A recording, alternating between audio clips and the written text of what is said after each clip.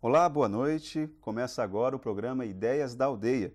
No programa de hoje, nós vamos conversar sobre relações de trabalho e como melhorar o ambiente, a qualidade do trabalho. Para isso, nós convidamos o delegado regional do trabalho, Manuel Quintela. Manuel, boa noite. É um prazer tê-lo aqui conosco no Ideias da Aldeia. Boa noite, é um prazer também estar participando pela primeira vez do programa Ideias da Aldeia e cumprimento a todos os telespectadores e estamos à disposição aí para trazer as informações que a população necessita, né? Manuel, muito se fala hoje a respeito de parcerias. Observa-se que a Delegacia Regional do Trabalho no Acre, ela tem se aproximado, tem participado mais de debates. Por que essa mudança? Quais foram os fatores que a Delegacia Regional do Trabalho viu que fomentaram, que incentivaram a possibilidade de estar presente nessas discussões e participar dessas parcerias com outros órgãos e instituições públicas? Então, a gente tem percebido que é muito difícil, se não impossível, se construir algo sozinho, não é? E foi a partir dessa interpretação que a gente, trabalhando junto, né, as coisas se tornam mais fáceis, a gente evita o retrabalho, ou seja, fica fazendo o mesmo trabalho, um órgão, 2 órgãos, 3 órgãos, mais de uma vez, e com isso a gente realmente tem estreitado as parcerias. O clima aqui no Acre é favorável para o trabalho em parcerias, né? As instituições são fáceis de trabalhar, a gente tem contado com o apoio da imprensa local, né? E a partir desse pensamento de abrir a organização, de abrir a Delegacia de Trabalho para a população, para a sociedade, é que a gente realmente tem conseguido fazer, penso eu, boas coisas aqui no nosso estado. Em relação à carteira de trabalho, Manuel, parece, os números apontam, que há uma tendência de crescimento das exportações brasileiras. E eu queria que você fizesse uma relação desse aumento das exportações, que há uma possibilidade de aumento das exportações, com a carteira assinada, o número de carteiras assinadas. Existe relação, não existe? Com certeza existe. Eu acho que o presidente Lula está ancorando o mandato dele, a gestão, principalmente nessa questão da relação da melhoria da relação comercial com o nível de emprego. O presidente foi o tema principal da campanha, a criação de um elevado número de empregos, não é? De um elevado número de empregos para tirar o Brasil daquela situação de desemprego quase que absoluto que se encontrava. E se a gente for fazer um comparativo, isso tem ocorrido. Por exemplo, em 2002, o Brasil fechou com 60 bilhões de dólares de exportação, né? E uma taxa de desemprego beirando os 14%. Já em 2003, no primeiro ano de governo, as exportações chegaram a 73 bilhões, né, e o desemprego caiu para uma faixa de 11%. Em 2004, o Brasil fecha com 96 bilhões, portanto 60% acima do valor comparado a 2002, e o desemprego fechou 2004 na faixa de 9,5%. A nossa tendência para 2005, pelos dados dos primeiros 4 meses da balança comercial, é que a gente fecha o ano de 2005 com 101 bilhões de exportação de dólares, o que isso nos deverá levar a uma melhoria do nível de emprego esse ano ainda. Todas as autoridades brasileiras, elas acreditam nisso, eu acredito também porque é um dado que a gente está enxergando diariamente, aí, segundo as pesquisas do IBGE, ou do próprio CAGED, que é o Cadastro Geral de Empregados e Desempregados, que tem apontado, aí nós já temos gerado, desde o primeiro dia do governo, 2.460.000 novos trabalhadores com carteira de trabalho assinada. Governo Lula, né? Governo Lula. Manuel, por que então tanta informalidade? Mesmo com todos esses números positivos da balança comercial brasileira, por que ainda há tanta informalidade? Como que a Delegacia Regional do Trabalho, o Ministério do Trabalho, poderia implementar ações para combater esse tipo de problema? Olha só, entre diversas prioridades do governo e as que passam por dentro do nosso ministério, está o combate à ilegalidade, né? Que é preciso até que a gente faça uma distinção entre informalidade e ilegalidade, né? E a melhoria da condição de trabalho desses trabalhadores também. Então vamos fazer o seguinte, vamos fazer essa separação entre informalidade e ilegalidade. O que é o trabalhador informal? O camelô é um trabalhador informal. Por quê? Aquele camelô, por exemplo, tem a sua banca, e na sua banca ele mesmo trabalha e gera a sua própria sobrevivência dele e de sua família, ele é um trabalhador informal. Ele é informal porque ele não paga a previdência, por exemplo. E principalmente quando ele não paga, que a maioria não paga, até por uma questão de não poder, né? Ele é um trabalhador informal. Agora, o trabalhador que está dentro de uma empresa, que nessa empresa há uma relação tipicamente de emprego, e que ele não está com a sua carteira de trabalho assinada, esse trabalhador ele está numa situação ilegal. Mas não é ele que está cometendo a ilegalidade. Quem está cometendo a ilegalidade, nesse caso, é o seu patrão. E aí é interessante quando se diz o seguinte: olha, no Brasil 35% dos trabalhadores não têm carteira de trabalho assinada. Realmente não tem. Mas não significa dizer que os 35% estejam ilegais. Uma parte grande deles está na informalidade. Então, o esforço do governo também tem sido no sentido de trazer para a formalidade aqueles trabalhadores que estão na informalidade. No caso, no nosso exemplo aqui, o camelô. E trazer para a legalidade aqueles trabalhadores que ainda não tiveram seus direitos plenamente assegurados porque os seus patrões não registraram a sua carteira de trabalho. Num primeiro caso, de trazer para o formalismo aquele que está na informalidade, o camelô, portanto, é preciso que se criem mecanismos de previdência mais barata para que esse trabalhador possa ter acesso à Previdência Social. Inclusive, está no Congresso tramitando uma lei, tá, em que empresas que faturam até R$30 mil por ano, pelo menos esse é o projeto inicial, eles possam ter uma previdência bastante reduzida, que seria o caso das empresas, pequenas empresas que estão na informalidade, do camelô que a gente fala aqui, né, para que ele possa ter acesso à previdência, né, pagar um pouco, mas ter acesso à previdência para quando ficar velho, não puder mais trabalhar, ter toda aquela condição de universalidade que a previdência assegura, deve assegurar por princípio que está escrito no próprio regulamento da previdência a todo e qualquer brasileiro. É o projeto de lei das micro e pequenas empresas, não é esse que você está falando? Não, não é propriamente o projeto de lei das micro e pequenas empresas. É um outro projeto, né, embora esteja em tramitação, também é um projeto de lei das micro e pequenas empresas que vai ajudar nesse sentido. Poderá talvez até haver uma convergência no futuro, né? Mas trata-se de um projeto específico de inclusão previdenciária, né? Bom, essa é a questão da informalidade, né? Agora, na ilegalidade, a gente tem procurado sensibilizar aos empregadores, né, que eles devem fazer registro em carteira de seus trabalhadores e mantê-los legalmente dentro da empresa.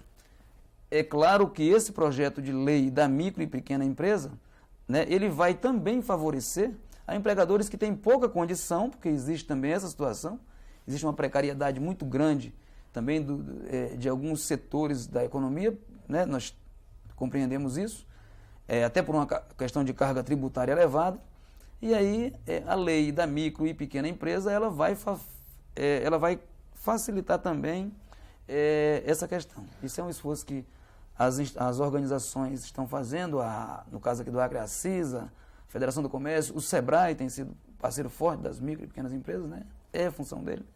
E está acontecendo e vai acontecer. Manuel, já chegou à tua mesa, desse tempo que tu estás à frente da delegacia, algum caso de desinformação por parte do patrão? Porque existe o patrão que mantém ilegal o seu funcionário por vontade própria, ou porque ele quer assim, e existe aquele que está na ilegalidade porque está desinformado. Já chegou à sua mesa algum problema desse tipo?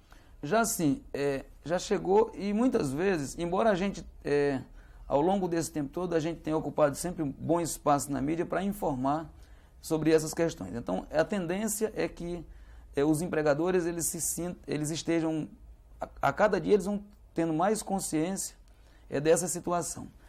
A questão do registro em carteira também, muitas vezes, tenta-se passar como uma questão cultural, de que não é uma coisa necessária, né? O que nós, de maneira nenhuma, podemos aceitar, né? A cultura brasileira, o arcabouço jurídico brasileiro, ele leva para a necessidade da formalidade. Nós temos uma lei da Previdência Social que é muito clara sobre a questão da universalização desse direito, né? O trabalhador não pode ser colocado no mercado de trabalho, ser aproveitada toda a sua força de trabalho, e quando ele atingir idade mais elevada, ou mesmo ainda durante o tempo em que está em idade ativa, por assim dizer, e sofrendo algum tipo de doença ou acidente, não pode ser jogado para o lado como, às vezes, mais maltratado do que uma máquina velha, né?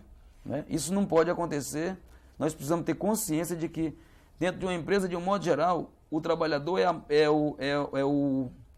o recurso produtivo mais importante que há dentro de uma empresa, justamente porque ele pensa. Porque ele é capaz de mudar cursos produtivos e tornar... primeiro porque ele é humano, né? É uma pessoa humana, e como tal já merece toda a atenção. E segundo, falando como recurso produtivo, porque é alguém que pensa e que pode, muitas vezes, melhorar o processo produtivo e tornar-se mais produtivo ainda para a própria empresa. Portanto, o trabalhador é o recurso humano especial dentro da empresa. Né? Tá.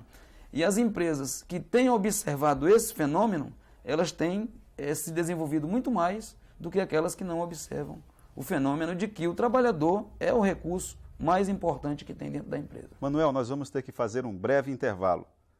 O Ideias da Aldeia volta no próximo bloco.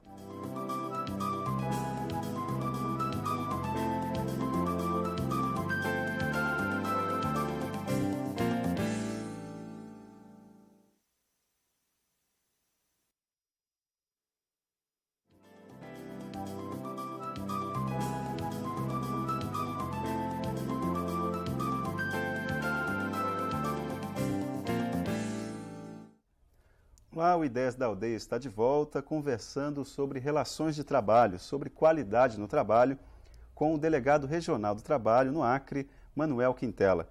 Manuel, no bloco anterior nós terminamos o primeiro bloco falando a respeito de como que o empregado deve ser respeitado nas relações trabalhistas, né? Eu queria que você explicasse para a gente como que nós podemos classificar uma relação de emprego.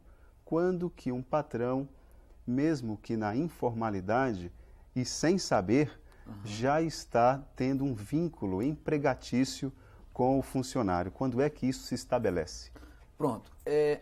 O que é o conceito de emprego, né, segundo a nossa lei brasileira? E ele é bem curto. Empregado é toda pessoa física que presta serviço a outra pessoa física ou jurídica, portanto uma empresa, sob a dependência jurídica daquela empresa e mediante a remuneração, salário. Elementos principais: a remuneração, o trabalho há que ser remunerado, não é um trabalho doado, e há uma dependência jurídica, ou seja, eu tenho que trabalhar para você, eu tenho horário para chegar, tenho horário para sair, ou não tendo horário para chegar e para sair, mas eu tenho meta a cumprir, né? Para vender, por exemplo, eu vendo mercadorias da sua empresa. Naquele caso ali, eu devo praticar o preço, eu posso nem ter hora para chegar nem para sair, mas eu tenho a obrigação de praticar o preço que você determina, segundo a tabela que você determina, e a habitualidade, né? Fazer aquilo com habitualidade. Ali está configurada uma relação de emprego. Por exemplo, se tem um trabalhador que faz um serviço de capinagem num terreno mensal, mesmo ele não tendo essa obrigação diária de ir lá, faz o serviço mensal, se estabelece aí uma relação de trabalho entre patrão e empregado? Se essa capinagem, se houver uma rotina nessa capinagem, se ele tiver que comparecer, por exemplo, toda quarta-feira de determinada semana, de cada mês, ele tem que ir lá fazer aquele trabalho, pode-se estar estabelecendo uma relação de trabalho, de emprego. Agora, se você vai fazer aquela capinagem uma vez, né? Por exemplo, os adjuntos nas colônias, aquilo não é relação de emprego, porque uma vez aquele trabalho é esporádico. Ali não se estabelece uma relação de emprego. Havendo habitualidade e a determinação pelo tomador do serviço de que aquele trabalho deve acontecer sempre num determinado dia, ali está se estabelecendo uma relação de emprego. Não é outro tema polêmico que se discute atualmente, no Brasil inclusive se discute bastante, diz respeito à questão do trabalho infantil. Nesse mês comemora-se o Dia Nacional de Combate, Dia Internacional de Combate ao Trabalho Infantil. Como é que nós no Acre estamos em relação a isso? Eu diria que nós estamos relativamente bem. Primeiro porque há uma sensibilização da parte da população e das próprias autoridades de que o trabalho infantil é proibido, porque é proibido pela Constituição brasileira. Então não tem mais nem o que se discutir.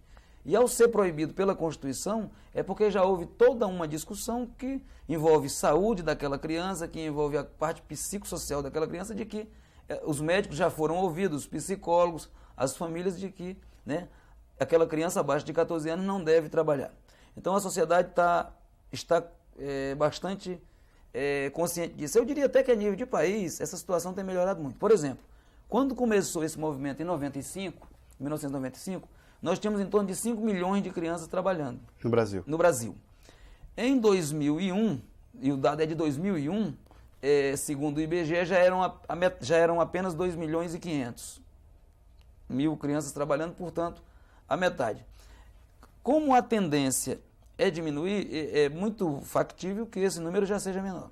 Aqui no Acre, os dados de 2001 apontavam para 14 mil crianças trabalhando na área urbana, não é? Mas isso não nas empresas. Nas empresas o número era menor. Era toda aquela situação de ambulante, de vendedores, né, engraxates, etc. No estado todo. Em 2001, nós tínhamos... Em 2003, nós tínhamos 13 mil bolsas do PET. Nós tínhamos 14 mil crianças trabalhando. E 13 mil bolsas. Em 2003, o Estado, aqui no estado do Acre, tinha 13 mil bolsas. No ano de 2003, essas bolsas foram elevadas para 17 mil bolsas do PET. Portanto, contemplaria todas as crianças. Praticamente todas as crianças, né? Inclusive na área rural do interior, que é um dos lugares onde a situação é mais grave. Nós temos o Adjunto da Solidariedade, que reúne uma série de programas de distribuição de renda, que é administrado, no caso, pelo governo do estado, já que o PET é administrado pela prefeitura. E nós elevamos de 140 para 291 o número de aprendizes nos cursos de SENAC, SENAI, SENAI e SENAC, né, que é um programa que o Ministério do Trabalho atua junto com as empresas e com o Sistema S, no caso, o SENAI e o SENAC. Nós estamos... O SEBRAE lançou o programa Jovem Empreendedor. Tudo isso são iniciativas do governo e das iniciativas privadas das organizações não governamentais, né? E nós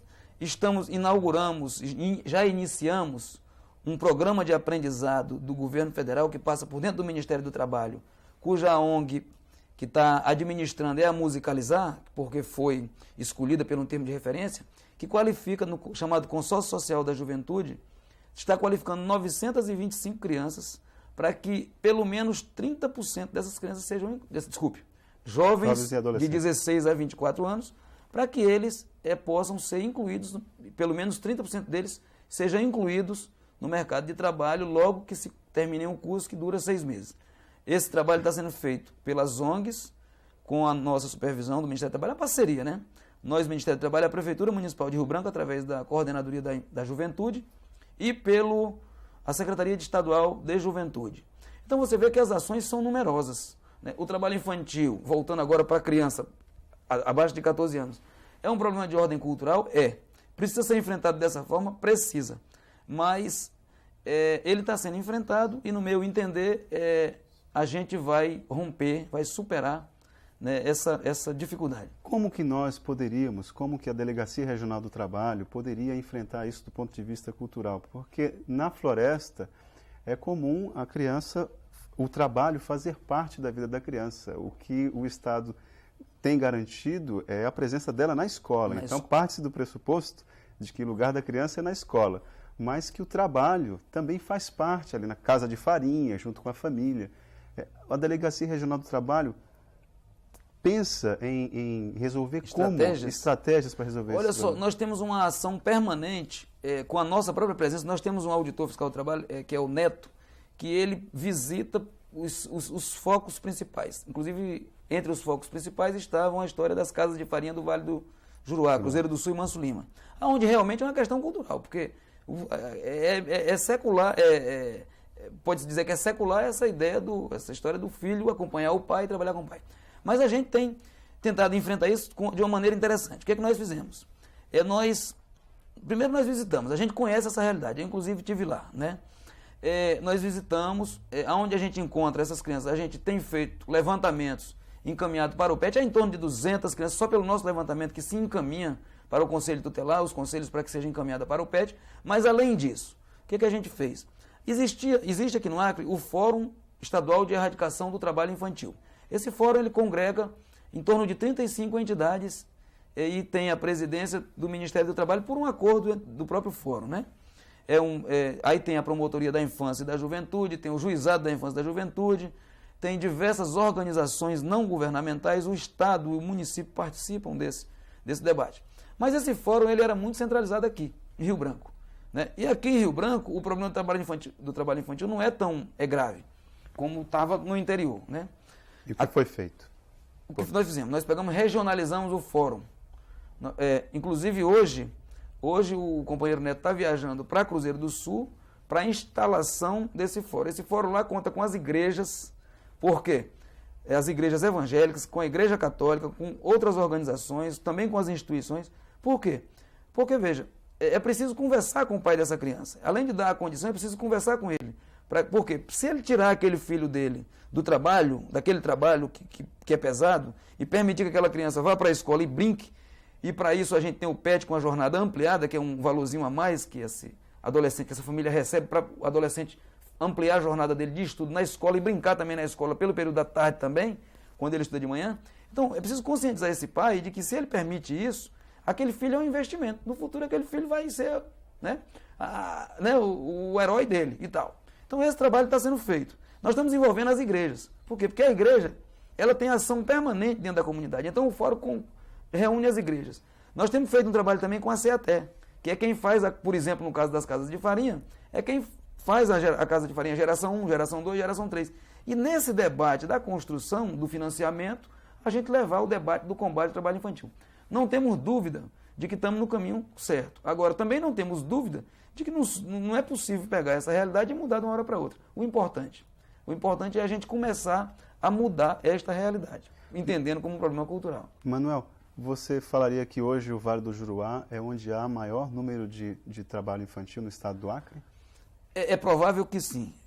A gente, ao contrário do que a gente tem visto em Rio Branco, que ainda temos casos de criança na rua, mas são casos crônicos e é uma situação que... Mas não é mais aquele exagero. Além disso, em Rio Branco, assim como também nos demais municípios do Acre, não tem mais o trabalho infantil formal. As empresas que estavam praticando trabalho infantil foram avisadas.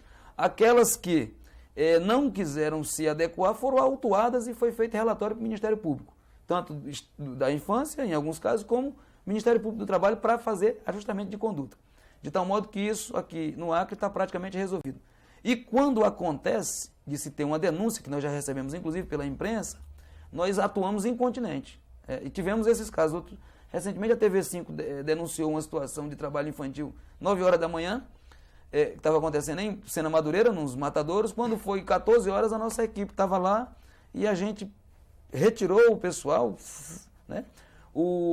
E foi feito um ajuste lá com o promotor da cidade e a prefeitura, no sentido de que não permitisse mais que dentro do mercado municipal, que é uma concessão pública, se permitisse trabalho de criança numa situação ilegal e perigosa. Manuel, quando os pais querem que o filho trabalhe, como é que a Delegacia Regional do Trabalho pode atuar? Veja só, o artigo 227 da Constituição é claro, diz que é dever da família, da comunidade, né, da comunidade, da sociedade e do Estado proteger a criança com prioridade. Então, a gente tem alguns mecanismos. Quando a gente não pode, o Ministério do Trabalho não pode atuar por conta de que não há um vínculo de emprego, a gente comunica com a Promotoria da Infância e da Juventude, doutor Maia, né, normalmente, né, a equipe dele, e aí ele vai e toma as medidas de responsabilização do pai, né. O pai pode, inclusive, ser preso se ele submeter o filho, né, à condição de trabalho, inclusive, especialmente quando essa condição é uma condição degradante, perigosa, ou que possa atentar contra a moral e a formação ética daquela criança, né? Manuel, infelizmente nosso tempo esgotou. Eu agradeço a equipe do Ideias da Aldeia, agradeço a sua presença aqui no nosso programa. Eu que agradeço e aproveito ainda a oportunidade para dizer que essa semana em Rio Branco está acontecendo uma ampla no estado do Acre, está acontecendo uma ampla programação sobre a questão do combate, o Dia Internacional de Combate ao Trabalho Infantil. Ontem houve uma sessão solene na Câmara Municipal de Rio Branco, onde todos os vereadores se sensibilizaram bastante com a questão. Foi apresentado o que está sendo feito pelo fórum, né? Lá estavam presentes o Ministério Público, né? A Delegacia de Trabalho e outras organizações. Nesse momento está acontecendo uma audiência pública na Assembleia Legislativa para debater o tema trabalho infantil. Amanhã, às 15 horas, para o qual já lhe convido, o prefeito Angelino, na Concha Acústica, assinará um termo de compromisso, simbolicamente, já que o prefeito já é uma pessoa que trabalha fortemente pelo combate ao trabalho infantil, mas ele assinará um termo de compromisso pela erradicação do trabalho infantil no município de Rio Branco. A prefeita a doutora Zila Bezerra, em Cruzeiro do Sul, pela formação do fórum também está assinando esse mesmo termo, no que diz respeito ao trabalho infantil naquela região do Cruzeiro do Sul. E a prefeita Leila Galvão também amanhã amanhã em Brasília também está acontecendo a formação desse compromisso. Né? Então essa é a programação e a gente vai em frente, se Deus quiser. E muito obrigado. Obrigado. Esse foi o nosso Ideias da Aldeia de hoje. Até a próxima semana.